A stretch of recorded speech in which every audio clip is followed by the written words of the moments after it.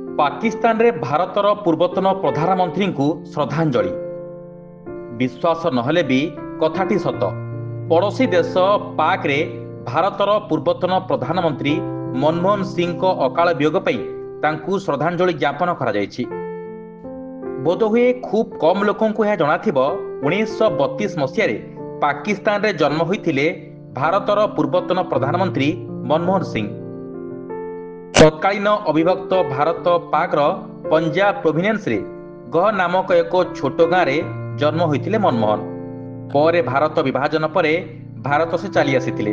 तेज पाक एक छोट गाँव आसी मनमोहन भारत भली एक विराट देशर प्रधानमंत्री होई पारिले एवं भारतर अर्थनीति को मध्य सुदृढ़ करथिले।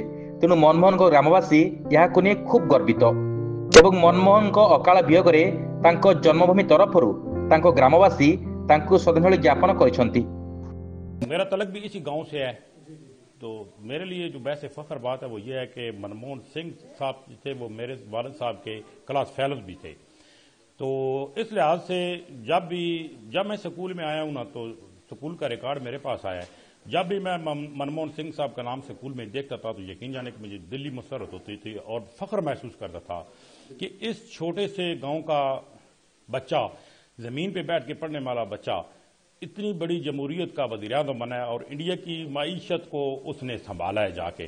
जदों वज़ीर-ए-आज़म बने सन उदों जिन्नी खुशी हुई सी इस पूरे पिंड नूं, जिस तरह खुशियां मनाइयां इस पिंड ने, उसे तरह एक अफसुर्दगी दा समा सी। सारे लोग गमज़दा सन। Bureau report news alert 24/7।